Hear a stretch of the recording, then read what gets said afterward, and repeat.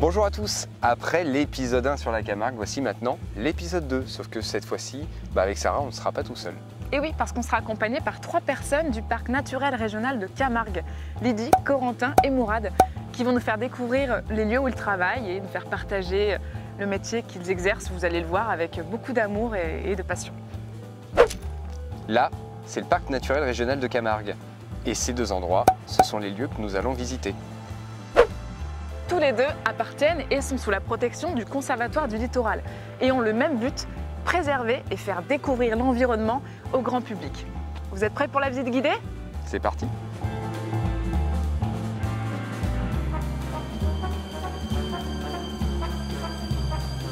Notre premier rendez-vous se trouve au domaine de la Palissade et c'est Lydie qui nous accueille.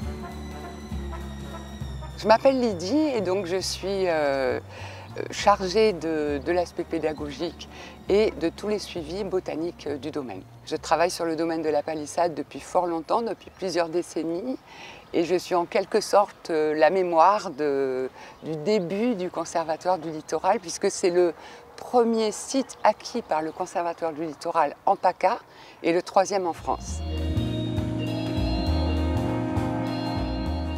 L'homme est venu ici parce qu'il y avait des possibilités de pêcher, de chasser, donc une occupation plutôt saisonnière, on va dire.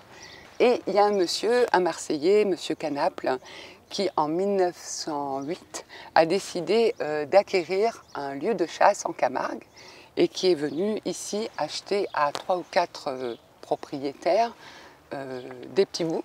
Il a uniformisé le tout et il a fait le domaine de la Palissade, qui est situé donc à l'embouchure du Grand Rhône, et c'est dans la zone la plus salée de Camargue. C'est aussi la plus récente. Le domaine de la Palissade a 400 ans. Il y a 400 ans, c'était la mer ici. Ici, on a un territoire qui est très plat, avec une altitude qui existe, mais qu'on mesure en centimètres. Il y a beaucoup de crues, et on est le seul territoire aujourd'hui qui n'a pas de digue. Toute la Camargue est endiguée pour éviter les inondations. On est tellement bas en altitude qu'à chaque fois qu'il y avait une tempête marine ou une crue du Rhône, tout le delta pouvait être envahi. Et oui, à l'époque, le domaine de la Palissade n'était constitué que de marais et l'activité y était uniquement saisonnière. Le fait d'y construire des digues n'a donc pas été jugé nécessaire et l'homme, il a dû s'y adapter. L'habitat en Camargue est fait de telle sorte que les gens habitent à l'étage à la base. Parce que en bas, tu mettais que les bêtes ou les machines, et puis tu habitais à l'étage parce qu'il y avait ce risque d'inondation. Les salins du Midi avaient une vocation, bien sûr, puisque c'est un exploitant, c'est une entreprise de production, donc avait une volonté de protéger son installation de production de sel. Donc ils faisaient des digues, mais chaque année ils investissaient des sommes énormes. Quand le conservatoire s'est porté acquéreur, il n'avait pas les moyens d'entretenir ces digues et surtout on ne produit pas de sel. Nous, les agents du parc, on est là pour gérer l'écologie. Le conservatoire s'est donc retrouvé avec 6500 hectares d'anciens marais salants avec des digues à l'abandon. Mais ce qui est fou, c'est que le fait que la mer puisse à nouveau entrer et sortir naturellement, ça a permis le retour d'une biodiversité très riche. Bon, on en a déjà appris pas mal sur le domaine. Il est maintenant temps de le découvrir.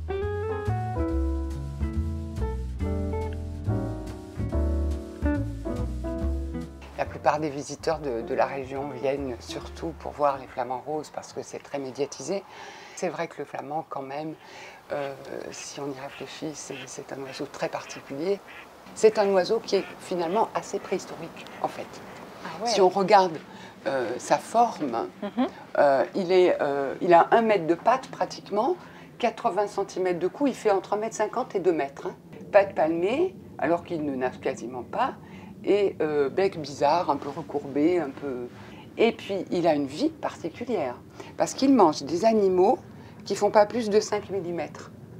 Donc, il passe au moins 10 heures par jour à manger, pour avoir assez à manger pour son corps. Jusqu'à 5 ans, il n'est pas adulte, donc il va baruler un peu, il va errer en Méditerranée autour. Ouais. Et quand il a 5-6 ans et qu'il est adulte, reproduction, ça veut dire que je dois retrouver l'îlot où je suis née parce que je veux faire mes petits là. D'accord. Donc en hiver, s'il reste, normalement, s'il restait, il ne se trouvait pas assez à manger. Et puis depuis une dizaine d'années, on s'est rendu compte que progressivement, il ne part plus. Et c'est peut-être un témoignage du réchauffement climatique, ce fameux réchauffement climatique qui est difficile à mesurer, mais qui fait que aujourd'hui, en hiver, il arrive à trouver à manger, alors qu'il y a 20 ans, il ne le trouvait pas.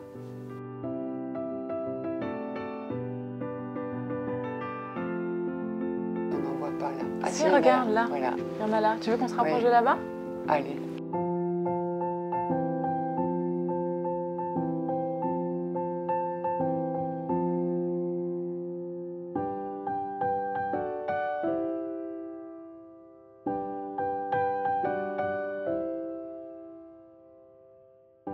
Partons maintenant à la découverte de la flore camarguaise. Ça tombe bien, Lydie est botaniste. Alors là, par exemple, on est sur un milieu naturel qui est très très typique en Camargue, c'est la Sansouire, qui est surtout constituée de salicorne, et elle est sur un sol très argileux, très blanc de sel en été, parce qu'à 10 cm d'altitude seulement, l'eau s'évapore, le sel reste en surface, et du coup, grâce à l'argile, on arrive à voir toutes les traces des animaux qui fréquentent cette Sansouire. Il y a du renard, il y a du sanglier, il y a des oiseaux qui fréquentent les lieux. Et tout ça, c'est possible de le deviner au travers des traces. Voilà. Alors j'ai vu que sur ce site-là, vous ne faisiez pas que de la pédagogie et de l'éducatif par rapport à l'environnement, mais que vous intégrez aussi des activités socio-économiques. Oui, et oui. À partir du moment où l'activité humaine, elle est compatible avec de l'environnement, on va la garder. Et puis on a un apiculteur qui est venu s'installer il y a quelques années maintenant, qui fait du miel de tamaris. Sur le domaine? Sur le domaine. Donc il transhume ses abeilles, il est très traditionnel. Ouais. Donc il amène ses abeilles au mois de mai quand les tamaris sont en fleurs et il les reprend un mois ou 2 mois après quand la floraison est terminée. Et donc il a une production de miel typiquement de la palissade et de tamaris.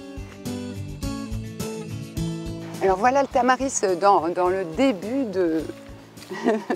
du printemps parce que c'est vraiment pas encore très feuillé là. En fait c'est un arbre qui filtre l'eau salée qu'il prend avec ses racines, de toute façon il est quasi obligé. Et du coup il recrache le sel.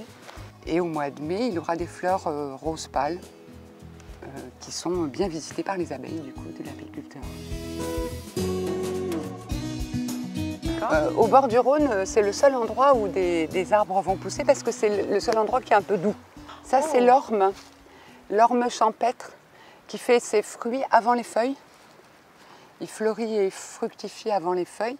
Donc chaque petite aile est un fruit et dedans, il y a la graine.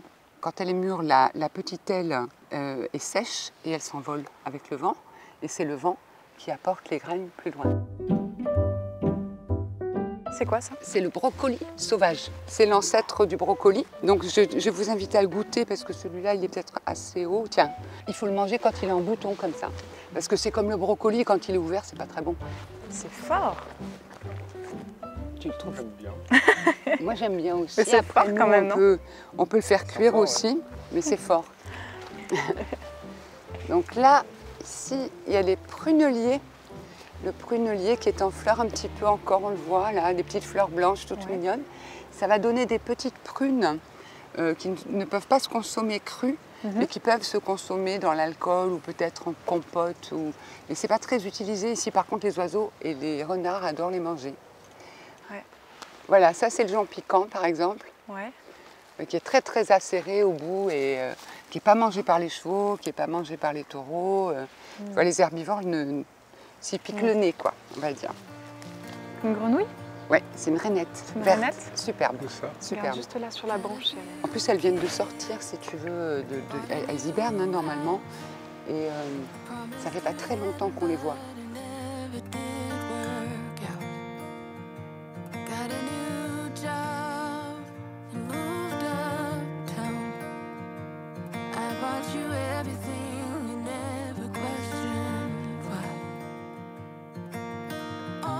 Après l'avoir remerciée, nous quittons Lydie, les yeux émerveillés par cette journée.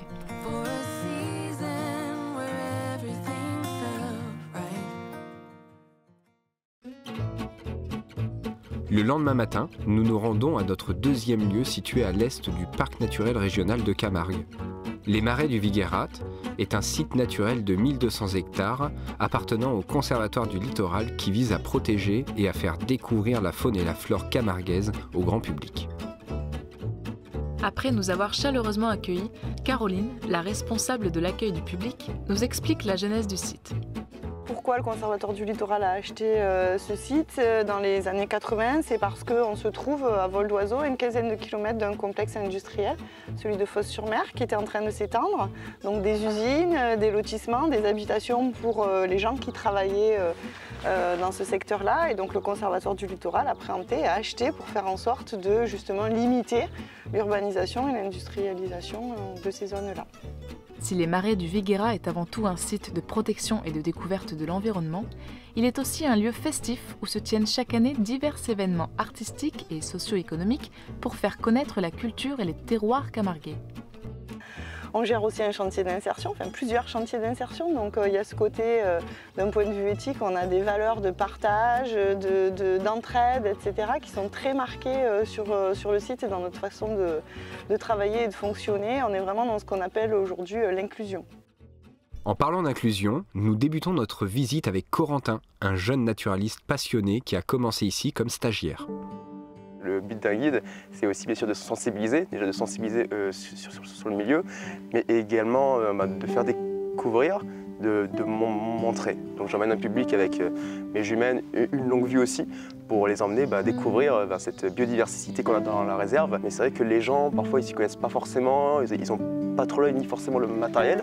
Donc c'est vrai que y aller avec un guide, ça permet aussi de mieux connaître l'environnement, mais aussi d'avoir un œil un petit peu aguerri pour observer les oiseaux. Parce que des fois, on passe devant des animaux incroyables, très intéressants, mais on n'y fait même pas attention.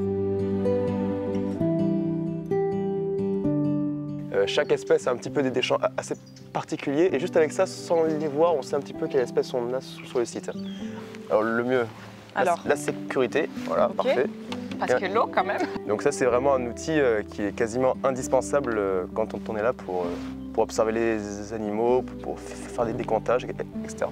À quelle période de l'année vous les faites? Quasiment un peu toute l'année, ça dépend des animaux qui nous intéressent. Par exemple, il y a le butor étoilé, c'est la mascotte des Marais du Viguerat. Et celui-là, en fait, on l'entend chanter entre avril et mai. Donc on fait des points d'écoute et on compte les directions où il chante.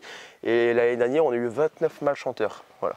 Ce qui représente 20% de l'effectif français.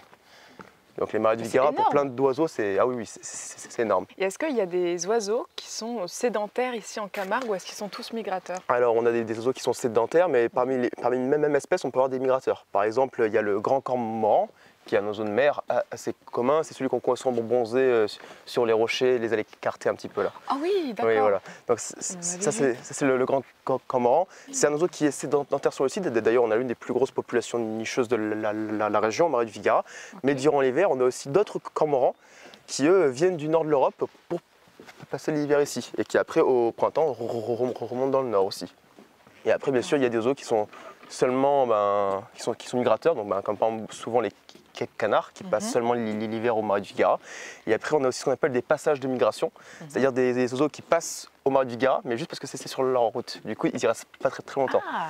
C'est un peu comme une aire de pause sur l'autoroute en fait. Voilà. On s'y pose, on prend des forces, etc. Puis on repart pour la migration.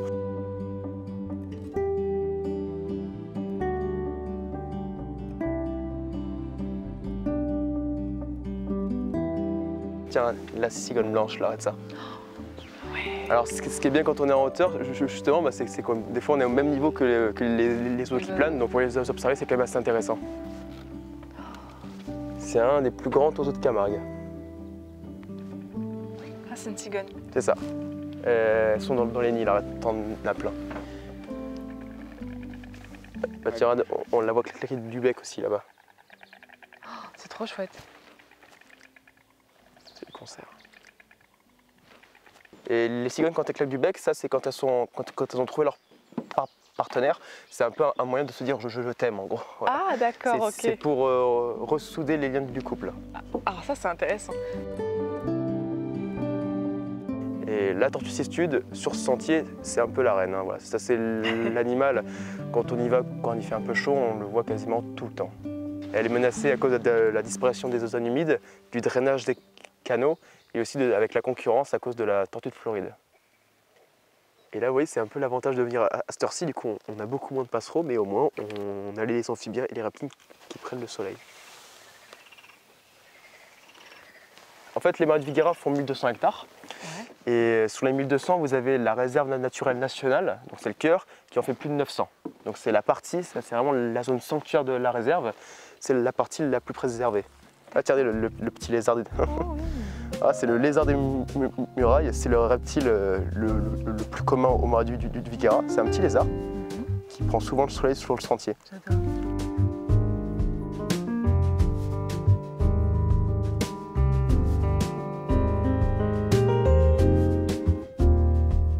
Ça, c'est la grande aigrette. Ah, oui. C'est le plus haut héron de Camargue. Durant la période nuptiale, ses pattes deviennent roses, son bec devient noir. Elle a aussi une jolie petite tache verte turquoise au niveau de la tête et de belles plumes qui font presque penser à une robe de mariée. C'est quoi? Le cisticole des jonques. Alors son vol est assez caractéristique. Il est très petit, il a un bec un petit peu rose et il fait son nid dans les jonques là. Voilà. Et ces jonques sont vraiment des grosses touffes de plantes très pointues. Ça, autrefois, on l'utilisait pour faire des aiguilles à tricoter, donc c'est vraiment très pointu. Ah oui. Et justement, il fait son nid là-dedans parce que là, niveau protection, c'est plutôt efficace.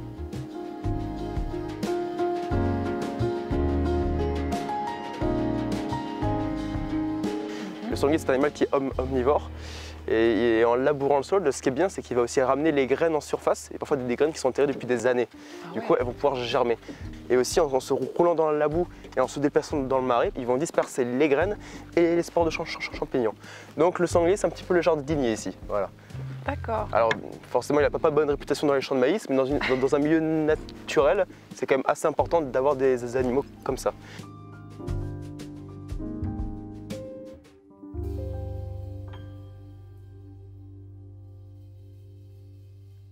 Alors là, on commence à rentrer vraiment dans la partie, on va dire, plus emblématique de la Camargue, donc ces grands prés salés qui sont inondés de temps en temps. Et au marais de Viguera, on essaie de recréer artificiellement ce cycle. Donc de l'automne jusqu'au printemps, les marais vont être inondés. Et durant l'été, les prés salés, les sensuaires, tous ces milieux, et même les étangs, vont être mis à sec.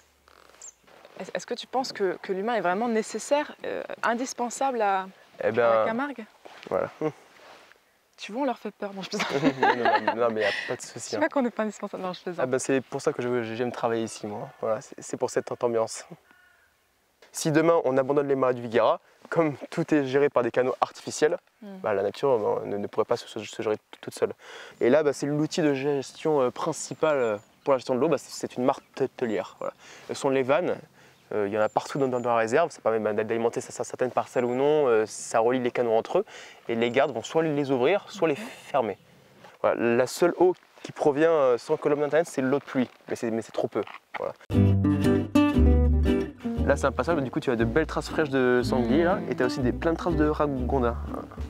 Tiens, voilà, tu as des beaux passages de ragondins, tu vois. Voilà. Les ragondins aiment bien faire des petits corridors pour se déplacer d'un étang à l'autre. C'est intéressant ça. Voilà.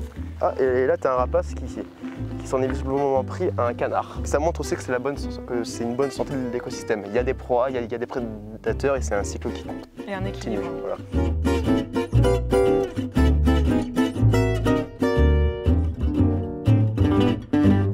Et là, justement, tu as une petite étendue d'eau avec un des deux observateurs qu'on a sur le site.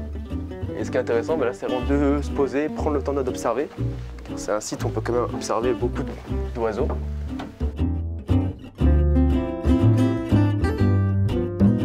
Tu vois, ça sont les ibis, voilà, qui sont en train de se nourrir. Ça sont des flamants roses, c'est un petit groupe de flamands qui est juste derrière. Voilà. Et là, du coup, niveau animaux, tu as du ragondin, t'en as plein. Tu vois la tache marron qui est au fond sur la plage, c'est un ragondin. C'est un ragondin qui nettoie le pelage là.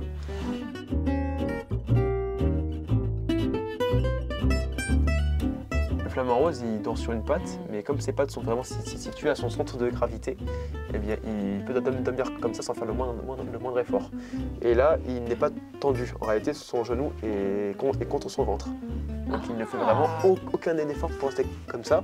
Et l'équilibre est tellement parfait que si techniquement il meurt durant son sommeil, il restera droit quand même.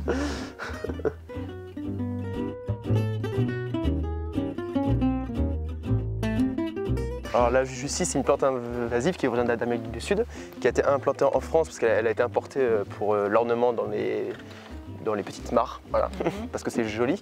Le problème, c'est que quand elle s'est échappée, elle a commencé à recouvrir les milieux d'eau douce en créant des tapis, de véritables tapis qui étouffent le milieu et qui consomment beaucoup d'oxygène. Donc franchement, ça dérange les poissons, ça dérange les amphibiens et ça gêne un petit peu les oiseaux. Et au marais du Viguera, comme elle commence à s'implanter, qu'elle est déjà quand même bien implantée, les gardes font vraiment des campagnes d'arrachage sur plusieurs centaines d'heures. Du coup, il y a les gardes, il y a aussi des bénévoles qui viennent nous aider. C'est très compliqué, très coûteux, mais on est obligé de le faire.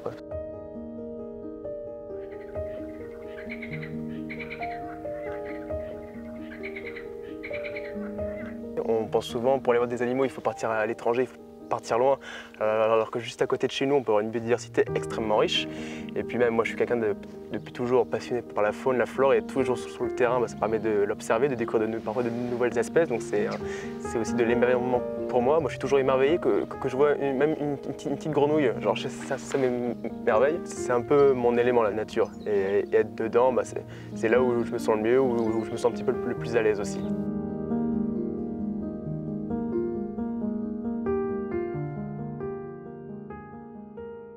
Qui dit vidéo sur la Camargue dit aussi chevaux et taureaux. Et c'est Mourad qui va nous donner la chance de les approcher. Mourad, c'est un passionné de taureaux et de chevaux. Il a commencé ici en tant qu'agent d'entretien et avec le temps, il est devenu garde gestionnaire. Je suis garde gestionnaire, ça peut aller du simple, de tous les suivis qu'on peut avoir sur le site, ornithologique, botanique, ça passe aussi par la gestion hydraulique, les niveaux d'eau, c'est nous qui gérons aussi, la gestion du pâturage. Ah oui, il est aussi responsable de la manade présente sur le site. Une manade, c'est un éleveur de taureaux ou de chevaux. En fait, pourquoi manade? Souvent, vous allez voir en Camargue, il y a des termes qui reviennent souvent avec le mot man, la main en fait, 5. Et on considérait une manade quand un éleveur avait plus de 5 têtes de bêtes, que ce soit taureaux ou chevaux. Les élevages de taureaux et de chevaux Camargue sont des élevages extensifs, donc dans des très très grands milieux. On dit que pour un taureau ou pour un cheval, il faut 1 hectare.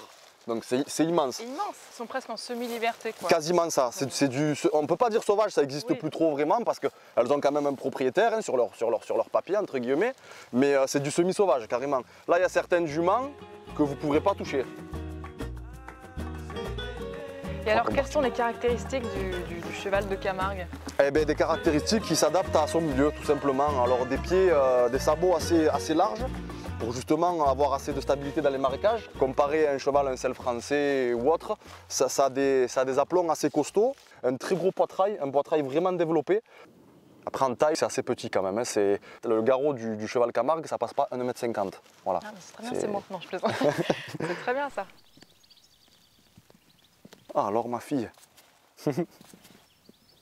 C'est un cheval qui a vraiment énormément de cœur. C'est un cheval que vous allez facilement retrouver dans des clubs pour enfants. C'est un cheval qui a beaucoup de cœur au travail et qui est assez simple à débourrer. Qui est très familial.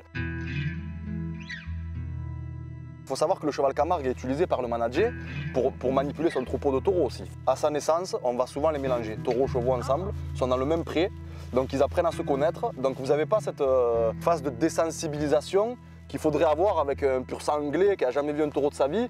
Vous allez le mettre devant un taureau, à mon avis, il fait demi-tour, il part plein pot galop de l'autre côté. Donc c'est pas le cas du cheval Camargue qui est même dominant sur le taureau.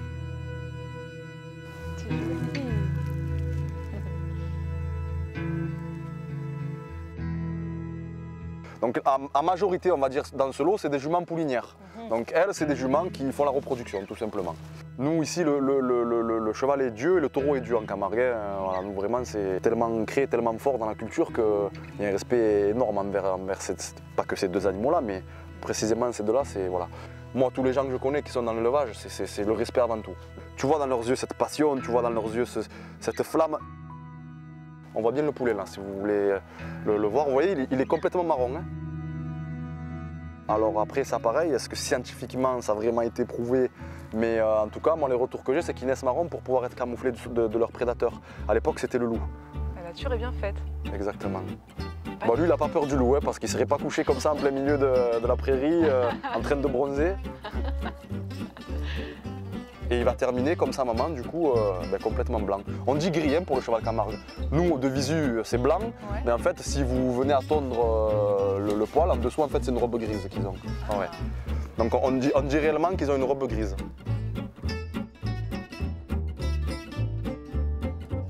Sako, t'es lourd, hein? Oh là là. Elle va le botter, elle va le botter. Contente, hein. Elle va le botter. Oula. Aïe, aïe. Je vais en prendre une.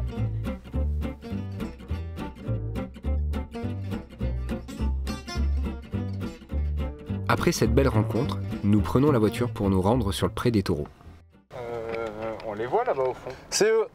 Waouh. Donc là, c'est un lot de taureaux, enfin, en majorité, c'est un lot de taureaux entiers.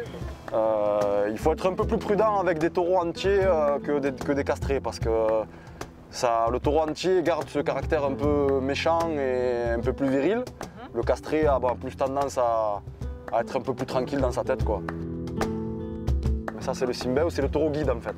C'est un taureau chez qui, dès la naissance, on va un peu déceler un caractère de taureau assez calme, assez posé. C'est un taureau qui connaît un peu toute la manade. Donc ce qu'il va faire le Simbeo, c'est que quand moi je vais pousser mon lot de taureaux, il va être devant, c'est lui qui va mener le troupeau. Et du coup, quand il va arriver devant le portail, lui, il ne va pas avoir crainte de le passer, ce portail, parce qu'il le connaît. Et du coup, tout le troupeau va le suivre et ça va mettre une espèce de climat de confiance dans le troupeau, ce qui fait que vous pouvez mener votre troupeau tranquillement. C'est primordial d'avoir un Simbeo dans une manade. Ça, c'est Melchior, ça, c'est un taureau assez âgé. Voilà, c'est ce genre de taureau qui peut vous charger en fait. Là, il est vieux, il sent qu'il ne peut plus trop prendre la fuite. On va se mettre derrière la voiture par sécurité, juste.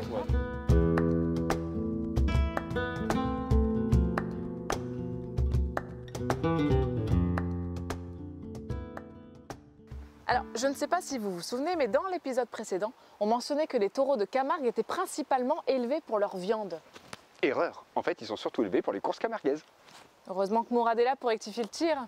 Il faut savoir que la course camarguaise, en fait, c'est reconnu au ministère de la Jeunesse des Sports. Hein. C'est reconnu, il y a un championnat et il y a aussi un champion de France chez les taureaux. À la fin de l'année, vous avez le taureau qui est élu champion de la saison. Et ça, pour un éleveur, c'est le Graal. C'est une récompense d'année de sélection. Et puis surtout, ça lui fait une pub immense. Mais aussi, il va embellir le nom de la manade, quoi. C'est pas du tout même un élevage pour la viande à la base, hein, je dis bien à la base. La récompense d'un éleveur de taureaux Camargue, c'est d'avoir un biou d'or à la fin de la saison. C'est pas d'avoir vendu 500 taureaux à l'abattoir, pas du tout, non, non. C'est un taureau à l'âge adulte qui fait entre 350 et 450 kilos maximum. Mais vous prenez une limousine ou une tarine, ça fait 800 kilos, 900 kilos, ça oui, c'est pour la viande. Mais le taureau Camargue, non. Et pourquoi on élevait autant alors si c'est juste pour les courses? Eh bien parce que sur 15 taureaux, il y en a peut-être un. En moyenne, il y en a un qui a le tempérament de faire une carrière. Et ils ont tous des noms. Eh ben, en fait, les Simbeo ont des noms. Les taureaux jeunes, pas encore, parce qu'en fait, on commence à donner un nom aux taureaux quand où ils commencent à avoir un début de carrière. Et en fait, vu qu'il y a leur nom sur les affiches, il faut que les gens s'y retrouvent. Parce que les aficionados, ceux qui sont passionnés, il y a des gens qui sont vraiment, on va dire, passionnés du taureau plus que du rasoteur, en fait. Oui. Et après, les Simbeo aussi ont tous un nom parce qu'on a besoin qu'ils comprennent aussi quand on leur parle. Donc on leur donne un nom. Mourad nous propose ensuite d'aller voir une cabane de gardien assez exceptionnelle. Et en fait, la particularité, c'est qu'il n'y a ni la cigogne sur la tête de taureau. Ça, c'est la cabane que faisait du coup le gardien quand il déplaçait ses troupeaux. Il y a très longtemps de ça, il n'y avait pas de clôture, donc le gardien était obligé de rester au contact de ses taureaux. Et il construisait cette cabane, mais bien plus petite que ça. Ça, c'est version XXL, luxe, quoi.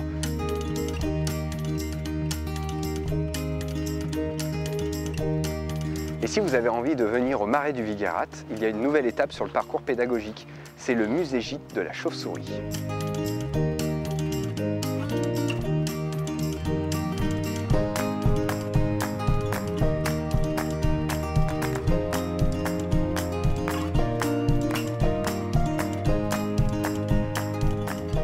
À toutes les personnes qu'on a vues dans cette vidéo, Lydie, Caroline, Corentin, Mourad, merci du fond du cœur pour nous avoir donné de votre temps et nous avoir permis avec Thomas de partager des moments aussi magiques.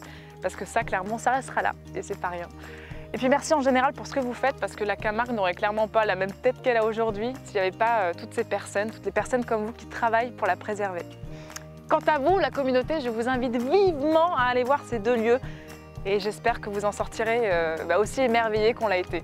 Je vous dis à bientôt pour la dernière, l'ultime vidéo sur la Camargue. À bientôt les amis!